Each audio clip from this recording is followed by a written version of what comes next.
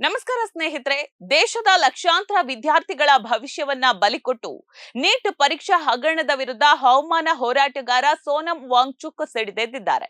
ವಿದ್ಯಾರ್ಥಿಗಳಿಗೆ ನ್ಯಾಯ ಸಿಗಲೇಬೇಕು ಅಂತ ಹೇಳಿ ಜಂತರ್ ಮಂತರ್ನಲ್ಲಿ ಅವರು ನಡೆಸ್ತಾ ಇರುವಂತಹ ಅಮರನಾಥ ಉಪವಾಸ ಸತ್ಯಾಗ್ರಹ ಇವತ್ತು ಬರೋಬ್ಬರಿ 19ನೇ ದಿನಕ್ಕೆ ಕಾಲಿಟ್ಟಿದೆ. ಇಡೀ ದೇಶದ ಕಣ್ಣು ಈ ಪ್ರತಿಭಟನೆಯ ಮೇಲೆ ಇರುವಾಗಲೇ 19 ದಿನಗಳಿಂದ ಅನ್ನ ನೀರಿಲ್ಲದೆ ಸೊರಗ್ತಾ ಇರುವಂತಹ ವಾಂಗ್ಚುಕ್ ಅವರ ಆರೋಗ್ಯ ಸ್ಥಿತಿ ತೀವ್ರವಾಗಿ ಕ್ಷೀಣಿಸ್ತಾ ಇದೆ.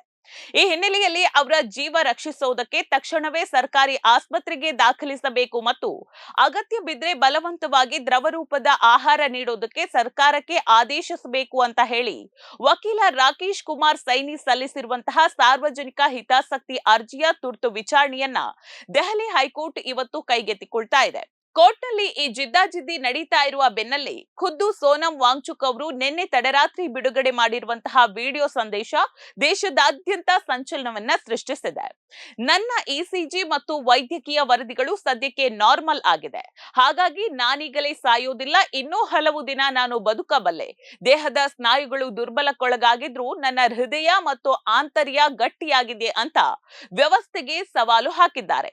ತೂಕ ಬರೋಬ್ಬರಿ 8.9 ಕೆಜಿಯಷ್ಟು ಕುಸಿದು ರಕ್ತದೊತ್ತಡ 105/76ಕ್ಕೆ ಇಳಿದಿದ್ರು ಹೋರಾಟದ ಹಠ ಬಿಡದ ವಾಂಗ್ಚುಕ್ ಉಪವಾಸ ನಿಲ್ಲಿಸುವಂತೆ ಕೋರ್ತಾ ಇರುವ ಅಭಿಮಾನಿಗಳಲ್ಲಿ ಜುಲೈ 20ರಂದು ನಡೆಯಲಿರುವಂತಹ ಬೃಹತ್ ಸಂಸದ್ ಚಲೋ ಚಳುವಳಿಯಲ್ಲಿ ಭಾಗವಹಿಸುವಂತೆ ಕರೆಯನ್ನ ನೀಡಿದ್ದಾರೆ. ಈ ಕರೆಗೆ ಓಗೊಟ್ಟಿರುವಂತಹ ಕಾಕ್ರೋಚ್ ಜನತಾ ಪಾರ್ಟಿ ನೇತೃತ್ವದಲ್ಲಿ ಜಂತರ್ ಮಂತರ್ನಲ್ಲಿ ಹೋರಾಟದ ಕಾವು ಇನ್ನೂ ತೀವ್ರಗೊಂಡಿದೆ. ಇವತ್ತು ಇಡೀ ದೇಶದ ಪ್ರಮುಖ ರಾಜಕೀಯ ನಾಯಕರು ಪ್ರತಿಭಟನಾ ಮೈದಾನಕ್ಕೆ ಲಗ್ಗೆ ಇಡ್ತಾ ಇದ್ದಾರೆ. ದೆಹಲಿ ಮುಖ್ಯಮಂತ್ರಿ ಅರವಿಂದ್ ಕೇಜ್ರಿವಾಲ್ ಮತ್ತು ಆಪ್ ಮುಖಂಡ ಸೌರಭ್ ಭಾರದ್ವಾಜ್ ಸಂಧೆ ಪ್ರತಿಭಟನಾ ಸ್ಥಳಕ್ಕೆ ಭೇಟಿಯನ್ನ ನೀಡಿ ವಾಂಗ್ಚುಕ್ ಮತ್ತು ಸಿಜೆಪಿ ಸಂಸ್ಥಾಪಕ ಅಭಿಜಿತ್ ದೀಪ್ಕೆ ಅವರಿಗೆ ಬಹಿರಂಗವಾಗಿ ಬೆಂಬಲವನ್ನ ಘೋಷಿಸಲಿದ್ದಾರೆ. ಇನ್ನು ಇವರ ಜೊತೆಗೆ ರೈತ ಮುಖಂಡ ರಾಕೇಶ್ ಟಿಕಾಯತ್ ಕೂಡ ಜಂತರ್ ಮಂತರನ್ನ ತಲುಪ್ತಾ ಇದ್ದು, ಪಶ್ಚಿಮ ಬಂಗಾಳ ಮುಖ್ಯಮಂತ್ರಿ ಮಮತಾ ಬ್ಯಾನರ್ಜಿ ಅವರು ಕೂಡ ಈಗಾಗಲೇ ಫೋನ್ನ ಮೂಲಕ ಮಾತನಾಡಿ ವಿದ್ಯಾರ್ಥಿಗಳ ಪರವಾದಂತಹ ಈ ಹೋರಾಟಕ್ಕೆ ತಮ್ಮ ಒಗ್ಗಟ್ಟನ್ನ ಅವರು ಪ್ರಕಟಿಸಿದ್ದಾರೆ.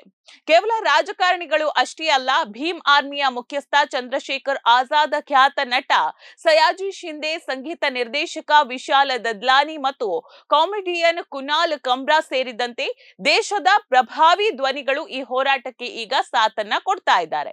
ಇದರ ಭಾಗವಾಗಿ ಇವತ್ತು ದೇಶದಾದ್ಯಂತ ಸಾಮೂಹಿಕ ಉಪವಾಸ ಸತ್ಯಾಗ್ರಹ ನಡೀತಾ ಇದ್ದು, ಪ್ರತಿಭಟನಾಕಾರರು ತಮ್ಮ ಖಾಲಿ ತಟ್ಟೆಯ ಫೋಟೋಗಳನ್ನ ಸೋಷಿಯಲ್ ಮೀಡಿಯಾದಲ್ಲಿ ಹಂಚಿಕೊಳ್ಳುವ ಮೂಲಕ ಸರ್ಕಾರದ ವಿರುದ್ಧ ಆಕ್ರೋಶವನ್ನ ಹೊರಹಾಕ್ತಾ ಇದ್ದಾರೆ. ಇನ್ನು ಜುಲೈ 20ರ ಸಂಸತ್ತಿನ ಶಾಂತಿಯುತ ಮೆರವಣಿಗೆಗೆ ಕೇವಲ ಒಂದು ಮಿಸ್ಡ್ ಕಾಲ್ ಮೂಲಕ ಇದುವರೆಗೂ ಕೂಡ 1.5 ಲಕ್ಷಕ್ಕೂ ಹೆಚ್ಚು ಜನರು ತಮ್ಮ ಭಾಗವಹಿಸುವಿಕೆಯನ್ನ ಖಚಿತಪಡಿಸಿರುವುದು ಈ ಆಕ್ರೋಶಕ್ಕೆ ಸಿಕ್ಕಿರುವಂತಹ ಒಂದು ದೊಡ್ಡ ಬೆಂಬಲ ಅಂತಾನೆ ಹೇಳ್ಬೋದು. ಈ ಹೋರಾಟದ ಕಿಚ್ಚು ಈಗ ಕೇವಲ ಭಾರತಕ್ಕೆ ಮಾತ್ರ ಸೀಮಿತವಾಗಿಲ್ಲ, ಅಮೆರಿಕದವರೆಗೂ ಕೂಡ ಇದು ತಲುಪಿದೆ. ಅಮೆರಿಕ ಮೂಲದ ಅನಿವಾಸಿ ಭಾರತೀಯರ ಸಂಘಟನೆಯಾದಂತಹ Hindus for human rights NEET ಪರೀಕ್ಷಾ ಅಕ್ರಮಗಳು ಮತ್ತು ಶೈಕ್ಷಣಿಕ ಆಡಳಿತ ಮಂಡಳಿಯ ವೈಫಲ್ಯದ ಕುರಿತು ಪ್ರಧಾನಿ ನರೇಂದ್ರ ಮೋದಿ ಅವರಿಗೆ ನೇರ ಬಹಿರಂಗ ಪತ್ರವನ್ನ ಬರೆದಿದ್ದಾರೆ. ಸರ್ಕಾರ ತಕ್ಷಣವೇ ಪ್ರತಿಭಟನಾಕಾರರನ್ನ ಭೇಟಿ ಮಾಡಿ ಮಾತುಕತೆಯನ್ನ ನಡೆಸಬೇಕು ಮತ್ತು ಕಾಲಮಿತಿಯ ಒಳಗೆ ಉತ್ತರದಾಯಿತ್ವವನ್ನ ನಿಗದಿಪಡಿಸಬೇಕು ಅಂತ ಅಂತಾರಾಷ್ಟ್ರೀಯ ಮಟ್ಟದಲ್ಲಿ ಆಗ್ರಹ ಕೇಳಿ ಬಂದಿದೆ. ಲಕ್ಷಾಂತರ ವಿದ್ಯಾರ್ಥಿಗಳ ಭವಿಷ್ಯದ ಜೊತೆ ಆಟ ಆಡಿರುವಂತಹ ಈ ಹಗರಣಕ್ಕೆ ಈಗ ಸರ್ಕಾರ ಮಣಿಯುತ್ತಾ? ಹೈಕೋರ್ಟ್ ಇವತ್ತು ಯಾವ ಮಹತ್ವದ ಆದೇಶ ನೀಡಲಿದೆ ಅನ್ನೋದನ್ನ ನಾವು ಕಾದು ನೋಡ್ಬೇಕಿದೆ. ನೋಡ್ತಾ ಇರಿ ಸಮಾಜಕ್ಕಾಗಿ ಕನ್ನಡವ ನ್ಯೂಸ್. ನಮಸ್ಕಾರ.